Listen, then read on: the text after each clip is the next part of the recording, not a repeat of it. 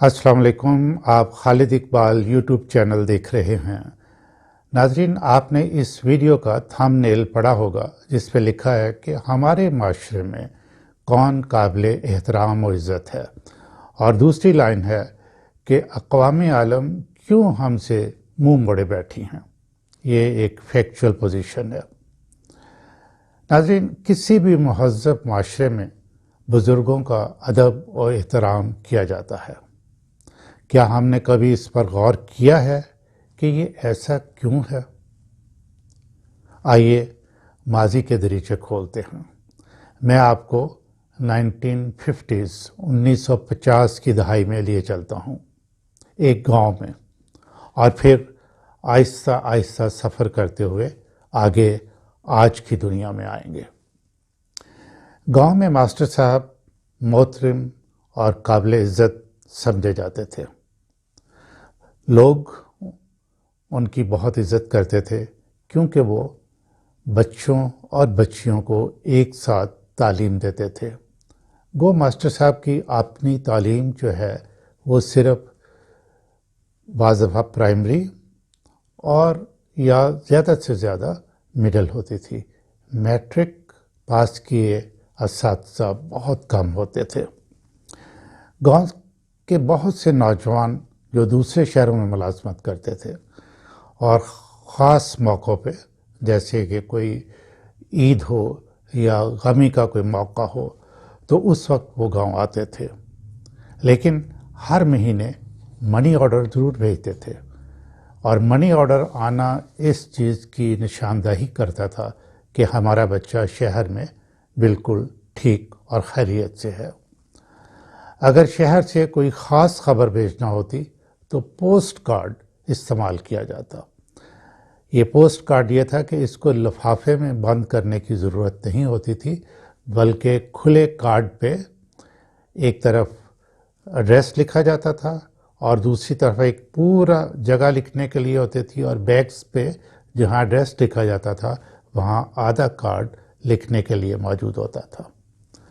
अमूमन पढ़ने के लिए डाकिया ही काम आता था। जब डाकिया डाक लेके आता तो घर वाले चूँकि पढ़े लिखे नहीं होते थे, तो डाकिए को लस्सी पिलाते और कहते चंद मिनट बैठो, और वो उसको जो कुछ भी तहरीर होती वो पढ़ के सुना देता था। लेकिन अगर जवाब लिखना होता था तो फिर मास्टर साहब की खिदमत हासिल की जाती थी। मास्टर साहब को पैगाम दे दिया जाता था और मास्टर साहब सारे काम छोड़ के कि ये बहुत अहम काम है, जहाँ से बुलावा आता था उनके घर पहुँच जाते थे और फिर उनको ख़त लिख देते थे। मास्टर साहब के पास अक्सर घरानों के बारे में हर किस्म की मालूमात होती थी, लेकिन आला ज़रफ़ी और मतानत का ये मेयार था कि हर घर की खबरें वो अपने साथ लेके गोर में चले जाते थे। डाकिया खुले कार्डों को कभी पढ़ता नहीं था, तावक्त के उस घर वाले उसको ये ना कहें कि ये हमें ख़त पढ़ के दे दो, और तमाम गांव के राज भी डाकिए के सीने में दफन रहते थे। गांव में बच्चियां महफूज थीं।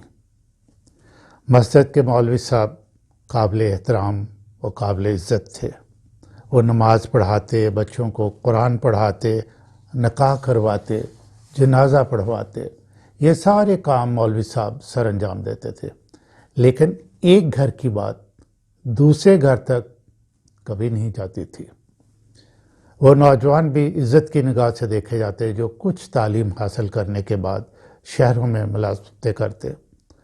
गांव के जो नौजवान फ़ौज या पुलिस में चले जाते थे, उनकी खिदमत सारे गांव वालों के लिए हाज़िर होती थी, और गांव की बूढ़ियाँ तो बड़े रोब के साथ उनसे हर किस्म के काम करवाती थी। किसी के पास पैसा कम है या ज़्यादा, ये कभी भी इज़्ज़त का मेयार नहीं था। नाजरीन, मेरे इस सेंटेंस पर गौर फरमाइएगा। मैं रिपीट किए देता हूँ कि हमारे यहाँ पैसा किसके पास कम या ज़्यादा है, ये कभी भी इज़्ज़त का मेयार नहीं था। पाकिस्तान में तेज़ी से तब्दीलियाँ आईं, यहाँ तक कि हमारी माशरती रवायात व अक़दार جن پر ہم فخر کرتے تھے وہ بالکل یکسر تبدیل ہو کے رہ گئی۔ اس زمانے میں رشوت لینا بہت برا سمجھا جاتا تھا اور رشوت خور شخص کو کوئی بھی اپنی بہن یا بیٹی کا رشتہ نہیں دیتا تھا۔ بھٹو کی سیاست نے ایسی ہلچل مچائی کہ تمام سرکاری محکموں سے سسٹمز، آرگنائزیشنز، میرٹ نام کی چیز انکا ہوئی۔ لوگوں کی سوچ مٹیریلسٹک ہونا شروع ہو گئی۔ لوگوں نے پیسہ پیسہ کرنا شروع کر دیا۔ وہ جو رشوت لینے والوں سے سوشل تعلقات رکھنا پسند نہیں کرتے تھے، انہوں نے ایسے ہی نوجوانوں کے اپنی بچیوں کے لیے رشتے قبول کرنا شروع کر دیے۔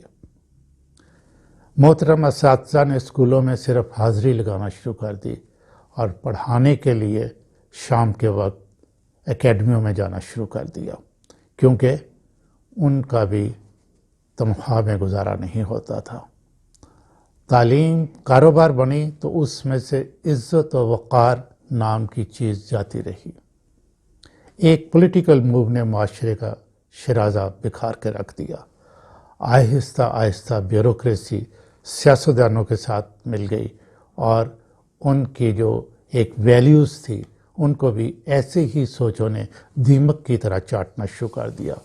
سیاستدانوں نے بیوروکریسی کے ساتھ مل کر آرگنائز طریقے سے کرپشن کا بازار گرم کیا، اور آج ہم ایک ایسا معاشرہ ہیں جو ہر معاملے میں مختلف انسانوں کے لیے مختلف معیار رکھتا ہے۔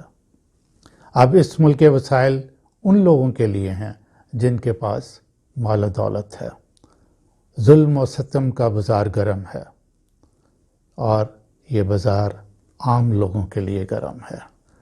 ہم اپنی روایات و اقدار کا قتل کر کے ایسے لوگوں کو عزت و احترام چلیں بظاہر ہی سے دیتے ہیں جنہوں نے عوام کا پیسہ ہضم کر کے اپنی تجوریاں بھری ہوئی ہیں، اور وہ پیسہ جو ڈیولپمنٹ پر خرچ ہونا چاہیے تھا وہ ان کے ذاتی اکاؤنٹس میں ہے یا دوسرے ملکوں میں بینکوں میں پڑا ہے۔ یہ سارا عوام کے ٹیکسوں کا پیسہ ہے۔ پھر یہ سوال پیدا ہوتا ہے کہ یہ لوگ معاشرے میں قابل عزت کیوں ہیں؟ عزت و احترام تو اس کا ہونا چاہیے جو اعلیٰ کردار کا مالک ہو، قانون کا احترام کرتا ہو۔ سرکاری ملازم ہے، پرائیویٹ سیکٹر میں ملازمت کرتا ہے یا تجارت کرتا ہے، جو رولز اینڈ ریگولیشن پر عمل کرتے ہوئے ایمانداری سے اپنے فرائض سر انجام دے، ملکی قوانین کی پابندی کرے، عزت تو اس کی ہونی چاہیے۔ آپ میڈیا کو دیکھ لیں، ایک قابل عزت پیشہ ہوا کرتا تھا، اب بزنس مین اس لیے میڈیا ہاؤسز بناتے ہیں کہ گورنمنٹ پر اپنے کام کروانے کے لیے، خاص طور پہ ناجائز کام کروانے کے لیے پریشر ڈالا جا سکے۔